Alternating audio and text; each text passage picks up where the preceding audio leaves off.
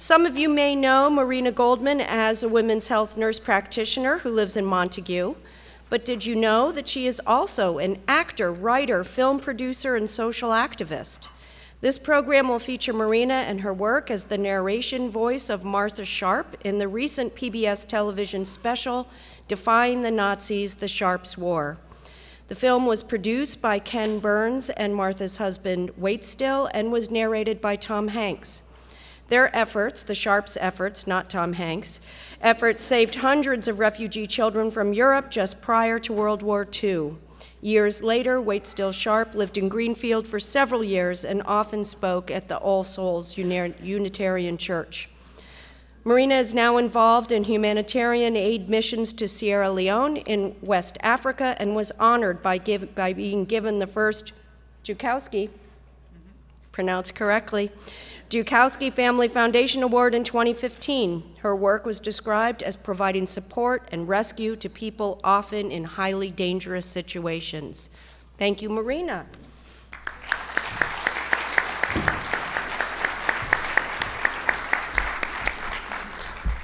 Thanks, it's so great to see so many familiar faces. It's particularly, thank you Anne and Lisa for inviting me, and it's particularly exciting to be at GCC because the thing I'm most proud of, which Linda forgot to mention, is I'm a GCC student now. I came back here after 28 years. I did my pre-nursing recs here, and I'm taking a class with Buzz Eisenberg on international policy. So, I highly recommend that you all come take a class here. It's never too late. Let's see, so virtually all of us in this room are here because your ancestors made the journey from somewhere. Little did we know when we started researching this film over a decade ago that it would have such relevance today. Little did we know that we'd be showing it at the White House last October as the Obama administration hosted a summit on refugees and migrants. Defying the Nazis, the Sharps' War, is just one of millions and millions of stories from the refugee crisis caused by World War II.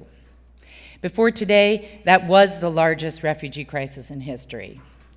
But a newly released UNHCR reports that today's refugee crisis has now surpassed the post-World War II numbers. In June 2016, over 65 million people were displaced due to conflict or climate crisis. That increase was 6 million from the year before, 2015, making 1 in every 113 people on Earth are displaced. That's slightly less than 1% of the Earth's population are considered asylum seekers, internally displaced, or refugees. And while this is indeed a global story, it is very much rooted here in Franklin County, in Greenfield, on 183 High Street. And Waitstill was written about by Richie Davis gave me this article today that was probably in 1972? 76. So from 1972 to 1984, Waitstill lived on High Street, right next door to Larry and Carmen Buell, who were also very GCC oriented, and he often spoke at the All Souls Unitarian Church. Many of you from All Souls remember Monica Sharp. She was Waitstill's second wife. So this story is about his first wife, Martha, and Waitstill. And even though many of you may remember Waitstill, you may never have heard the story for many reasons. First of all, it's not a very Unitarian philosophy to boast. And he was quite modest. He felt very strongly about protecting people's identity. He also did some illegal activities, money laundering, and in order to help refugees. But despite everything he did, I think one of the main reasons he didn't talk about it was because he regretted that he wasn't able to save more lives. He only saved hundreds, and there were millions. So when we first started looking into this story, my friend Artemis, who is Martha and Waitstill's grandson, had to do a project for 9th grade and he had to interview somebody of moral courage.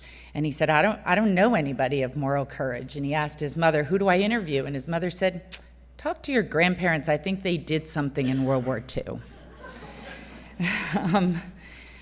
So Martha and Waitstill did do something in World War II. They traveled to Czechoslovakia in 1939, then on the brink of war. They learned codes and other clandestine skills, which allowed them to save hundreds of refugees. After narrowly escaping the Gestapo, they returned to Vichy, France, and Lisbon in 1940. Martha returned several more times with the Children's Immigration Project. Both of them were honored at Yad Vashem as members of the Righteous Among Nations in 2005. They are only 2 of 5 Americans nominated. I'm going to show short clips, and then I can talk about how I got involved in this project. We stand before you today and declare war on Nazi Germany. They knew that their mission was to help those in danger get out. It is too late to turn our back on what we know is happening. Every life we touched had its own drama. We shall never forget what you have done for us. I owe Mrs. Sharp my life.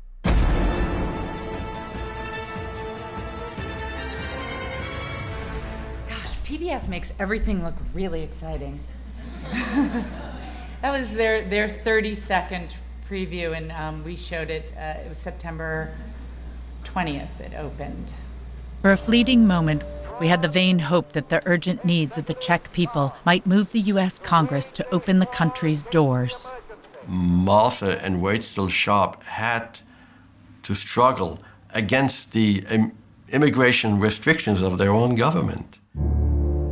Our requests for special consideration were being ignored in Washington. The old U.S. quota for Czechoslovakia allowed 2,800 Czechs to enter the U.S. yearly on immigration visas. At that pace, most refugees realized that they might wait several decades to get an American visa. But looking that far into the future was a luxury. For most refugees, their greatest need was finding a safe bed for the night.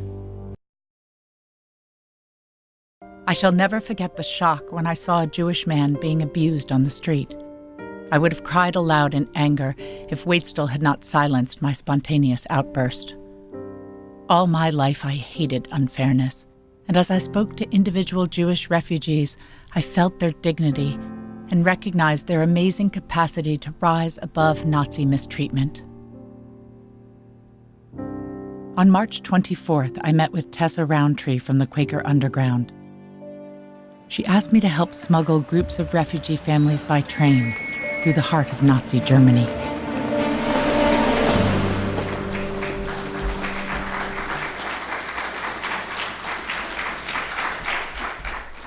Thanks. Any questions? Yes. How did you get involved?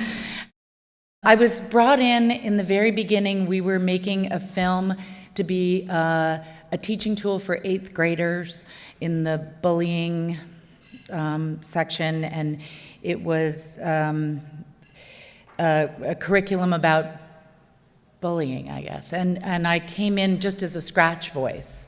And then we developed the film, and we decided we wanted to take it to PBS. But, and Artemis had gone to Hampshire College with Ken Burns.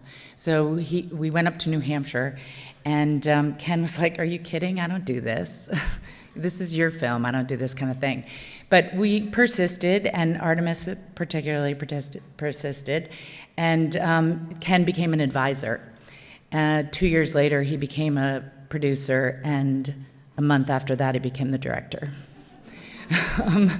So when he decided to become the producer, he knew we needed famous people if we were going to take it to PBS. So he called his friend Tom Hanks, who was working on something else for him, and he just threw 11 pages in front of him and said, you know, don't tell your manager, just do this. And Tom was really generous. He did it for $450, which is the low end of his scale.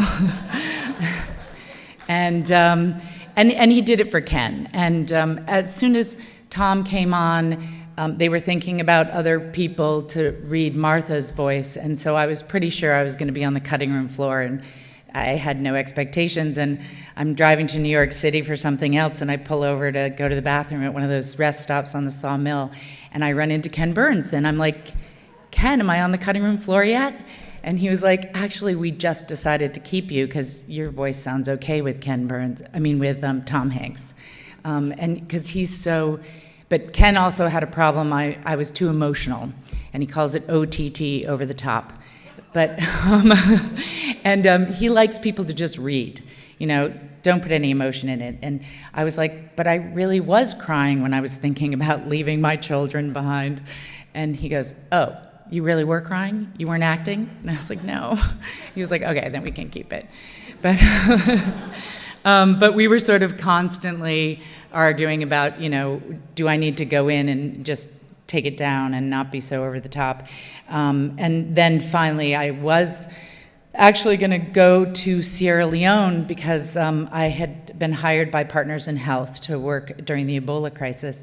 And I was going to go right when I was supposed to go back into the studio and redo it because they thought I needed to match my voice more to Tom Hanks when they decided not to hire somebody else, keep the free actress from Western Mass. So I said, well, I can't do it until I get back. And they were like, you're going over to work with people who have Ebola? You might not come back. And so Artemis was like, well, what if we give $10,000 to you not to go? And we'll give it to your organization, and we'll call it the Martha Sharp Award. So that was actually how I got that award. They just designed that so that I wouldn't leave and go back to Sierra Leone. But now we've gone on and we've given 3 more awards. One of them is to somebody who's working with Syrian refugees in Lebanon. Somebody else is got the award recently for working in Lesbos with people who are coming over on the boats, and we've actually have a call out for stories of moral courage from all over the world, and so we're starting a conference next month at the University of California in Irvine, and we're gonna give awards of moral courage for people who are doing the work of Martha and Waitstill Sharp.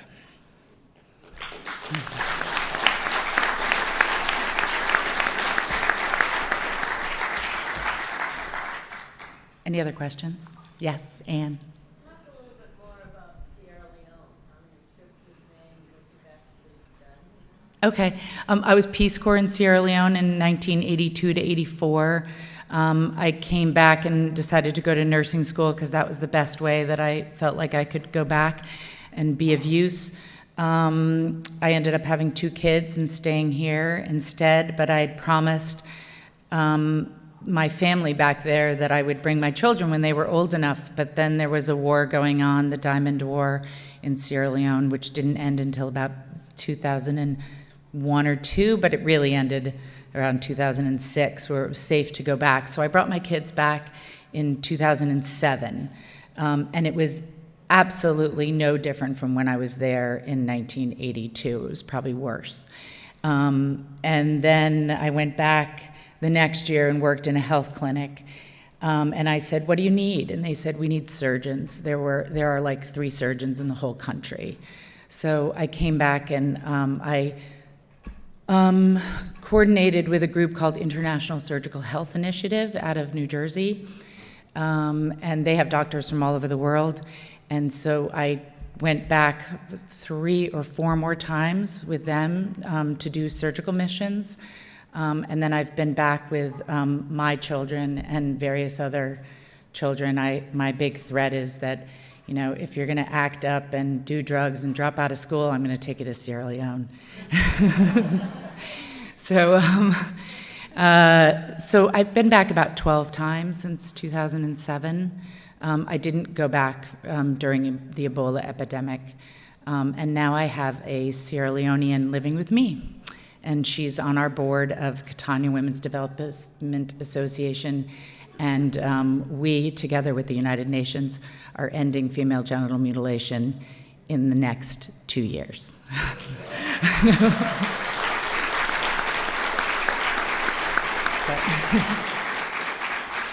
And she goes to GCC. And she's also applying for asylum here, and she's a Muslim.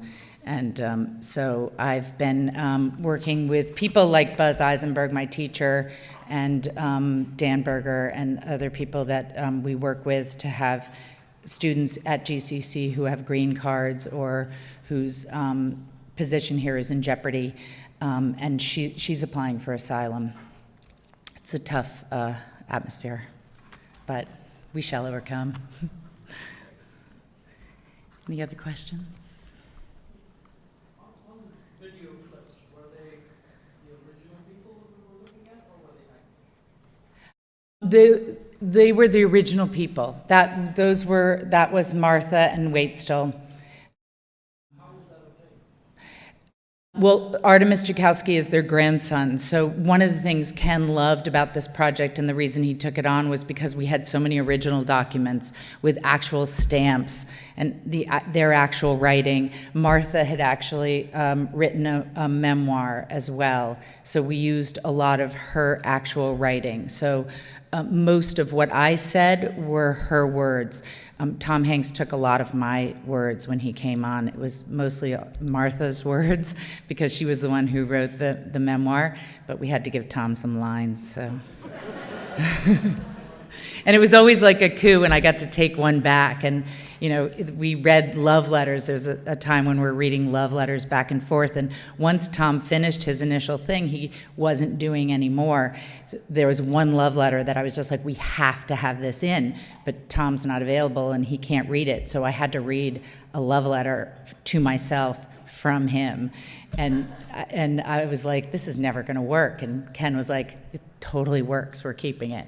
So, I mean, there were other things that we fought about whether to keep in or not. Ken usually wins. I mean, he's just brilliant at telling a story, and he's got an amazing memory, and he'll say, we need to take that tiny speech on page 25 and put it on page 2, and it would just change the whole thing. And I mean, he just never ceased to amaze me how he can tell a story, and he's just brilliant with words and memories.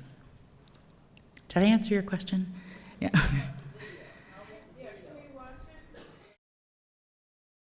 Well, if you're a member of PBS, you can go on PBS. It's no longer available if you're not a member, but we're in conversation right now with Netflix, so don't, tell anybody, but I think it's going to happen. So it will be available.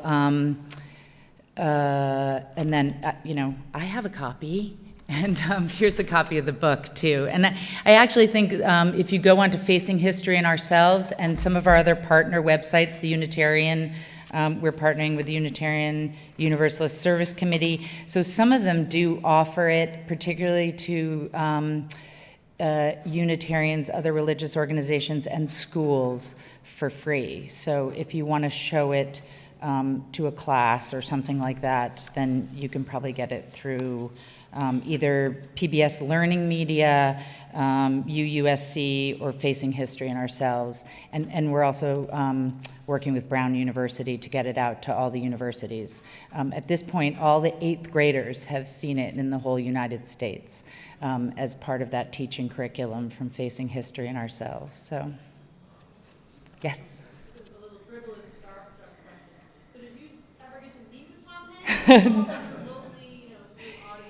Yes, I met him through audio files. He's a really nice guy, and so is all his managers. I talked to his manager. They had like a little freak out because I'm not SAG, and so they were like, "Well, we can't do that. Tom can't do this. She's not SAG," and he'd already done it, and it was already mixed, and and so I had to talk to a lot of those type of people, so I could jump through a few hoops. But I never got to talk to Tom, and I was in a studio in Boston, and he was in a sound studio in LA. So I did hear him in my headphones, you know, calling me a brick. He said, "You're a real brick." So I was like, anyway.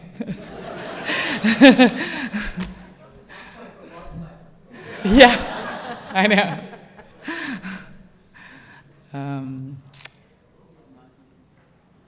Any other questions? Thank you. Thank you so much for having me.